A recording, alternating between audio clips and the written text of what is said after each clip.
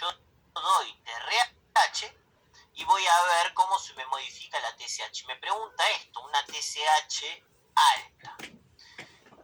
¿A qué me depende o qué me está diciendo que es la curva 1 y por qué?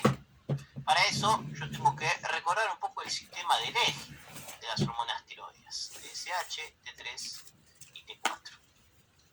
No, eso no, ahí está, 4. Y la T3 y la T4 generaba el feedback negativo. Entonces, ¿qué está pasando acá? Cuando yo te doy TRH, vos liberás un montón de TSH. Y fíjense que me aparece conceptos todos de primario. Por lo tanto, si es primario, el problema es en la glándula. Entonces, primero veamos si es un hipo o un hiper. Bueno, si fuera un hipo, vamos a ver si fuera un hiper. Si fuera un hiper, T3 y T4 estarían altas.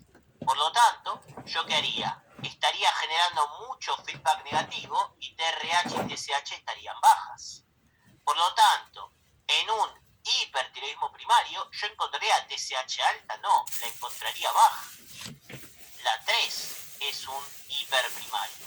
Al estar constantemente haciendo el feedback por este tumor, cuando yo te doy TRH, vos no vas a poder levantar la TSH porque está constantemente inhibida. Así que me está diciendo que un hiper no puede ser. ¿Qué pasaría si fuera un hipo? Si no tengo T3 y T4, dejo de hacer el feedback. Por lo tanto, ya la TRH y TSH arrancan altas. Fíjense que arrancó alta, debería arrancar acá, esto es lo normal. Y arranca alta. Y si no hay feedback negativo cuando te doy TRH, ¿qué vas a hacer? Vas a liberar aún más TSH. Por lo tanto, es un hipotiroidismo. ¿Y por qué es un hipotiroidismo? Porque la TSH aumenta por el aumento del feedback negativo. No hay feedback negativo. Demuestra una situación de hipotiroidismo primario ya que la TSH aumenta por una pérdida del feedback negativo. Perfecto. Está correcta. Muy bien está. Esta era difícil.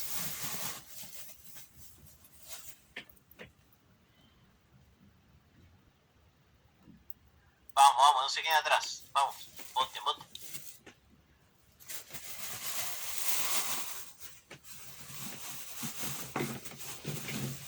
Bien. Con respecto a la regulación de la calcemia. La vitamina D tiene como función principal la resolución ósea para generar su función hipercalcemiante. O sea que la principal función de la vitamina D es romper el hueso. No, a nivel óseo, la vitamina D, ¿qué quería hacer? Quería remodelar. Quería romper el hueso para armarlo mucho mejor. Es más, se aseguraba de meterle calcio en el hueso y hacerlo mucho más fuerte. Por lo tanto, la función principal es la remodelación ósea. ¿Ok? Y en realidad no es lo que sería la función hipercalciante. En realidad la función principal es la reabsorción de calcio intestinal, si queremos hablar correctamente. Esta se nos va. La paratormona genera acción directa sobre el intestino a través de la calvitina D. ¿La paratormona es la que absorbe el calcio a nivel intestinal? No, la paratormona estimula a la vitamina D para que haga su acción intestinal. No es una acción directa, es indirecta. ¿Por qué? Porque la paratormona estimulaba la 1-hidroxilasa renal para transformar la 25-hidroxi en 1,25-hidroxi. ¿Okay? Por lo tanto, fíjense que es una acción indirecta. Acuérdense, la paratormona no absorbe calcio, sino que estimula al que absorbe calcio.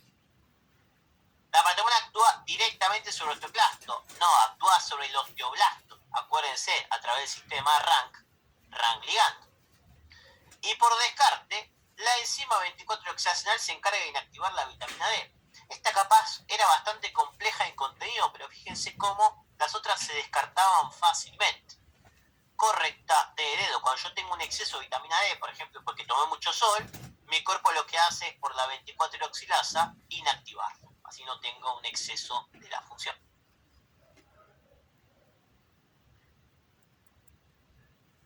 Parece. Con respecto al ritmo circadiano del cortisol, el pico de cortisol se produce por la mañana y es mínimo por la noche. Bien, me gusta. Bueno, chao. el pico se produce a la noche y es mínimo, chao, el pico se produce por la mañana. A ver, ojo con esto, como digo siempre.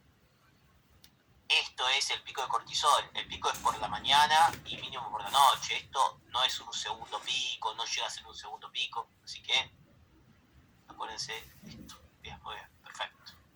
Chicho, una pregunta. Dale. ¿Se podría considerar como el, porque creo que tenía entendido que había como un pico más chiquito a las 4 de la tarde más o menos? Claro, el que yo te digo acá, Ok. Por eso, o sea, aunque vos tengas un segundo pico a las 4 o 5 de la tarde, no es un pico por la noche. ¿Okay? O sea, esto es lo que yo lo quería decir. No es que esto es bueno, hay un pico por la noche, no. Hay un pequeño pico por la tarde, pero lo importante es que es máxima por la mañana y mínima por la noche. Ese es el dato importante que tenés que buscar. Gracias.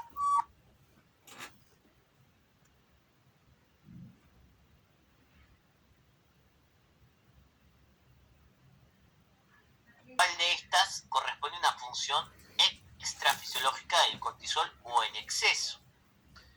Efecto antiinflamatorio. La antiinflamación se produce fisiológicamente, que es la inhibición de estas prostaglandinas y leucotrienos y tromboxanos. En exceso tendría una antiinflamación mucho mayor, pero digamos que es de ambos elementos. Inmunomodulación negativa, eso era fisiológico.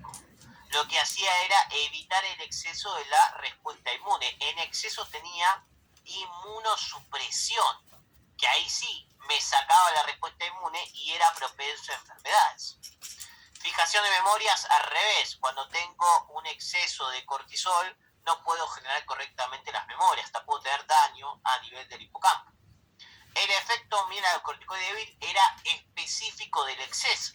¿Por qué no se producía fisiológicamente? Porque tenía la 11 beta HCD que se encargaba de transformar el cortisol en cortisona a nivel renal y evitaba que el cortisol se me una en el receptor de aldosterona. Como tengo un exceso, se me satura esta enzima y se me une el cortisol a ese receptor y me genera la función de aldosterona, o lo que sería este efecto mineralocorticoide débil.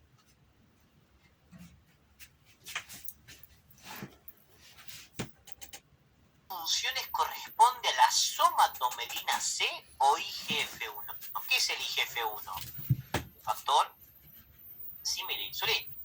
¿Cuáles son las funciones del factor símil insulina? Hipoglucemiante, glucógeno génesis, lipogénesis y anabolismo proteico. Por lo tanto, ojo con estas funciones, porque estas son funciones ¿de quién? De la GH. Acuérdense que la GH tenía las funciones contrarias al IGF-1, por eso se regulaba por su feedback negativo. Hiperglucemiante lento, porque hacía gluconeo, muy bien, lipólisis y anabolismo proteico. De ahí que por eso GH, IGF-1, y la IGF-1 hacía este feedback negativo por las funciones metabólicas de la hipoglucemia y la lipogénesis. Así que esta la descartamos. Posee un único receptor de tipo 1, también tiene uno de tipo 2, esta era media falopa, pero posee un transportador específico, sí.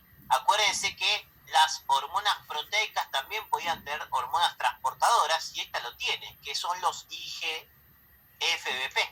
IGF-BP1, 2, 3, el más importante, son transportadores específicos de este transportador. También la GH tenía un transportador específico, que es la GHBP. Por lo tanto, la correcta T de enero.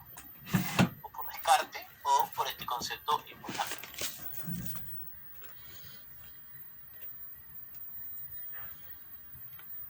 Crecimiento en distintas edades. Verán que cuando las preguntas no son tan características, son difíciles, ¿eh? Su máxima elevación se produce luego de la pubertad. Durante la etapa fetal los niveles de GH son mínimos. En la senectud los niveles de GH se mantienen relativamente altos. En hombres y mujeres los picos de GH se producen en diferentes momentos de la vida. Bueno, a ver. Esta está más que claro, ¿no? Senectud, que son los viejos, los niveles de GH se mantienen altos. No, la GH se mantiene baja, únicamente haciendo la función de hiperglucemiante. Durante la etapa fetal los niveles de GH son mínimos. Cuando estoy con el feto, ¿necesito que haya crecimiento longitudinal de los huesos? Sí, obviamente. Durante la etapa fetal tengo unos valores súper altos. Después disminuyen esos valores con lo que sería el nacimiento y vuelve a haber otro pico, ¿cuándo? En la pubertad. En hombres y mujeres los picos de Hertz se producen en diferentes momentos de la vida. Los hombres y las mujeres crecen diferente. A ver, una cosa es que la mujer cierra sus cartílagos a los 12 y el hombre a los 14. Pero el pico, ¿cuándo se va a producir? En la pubertad. No se produce en otro momento, se produce en los mismos momentos, ¿okay? Se produce en la pubertad. La máxima liberación se produce en la pubertad. La máxima liberación de hormona de crecimiento es cuando pegamos el estirón. Y eso se hace a nivel de la pubertad. Acá tenemos máxima liberación de la hormona de crecimiento. ADR.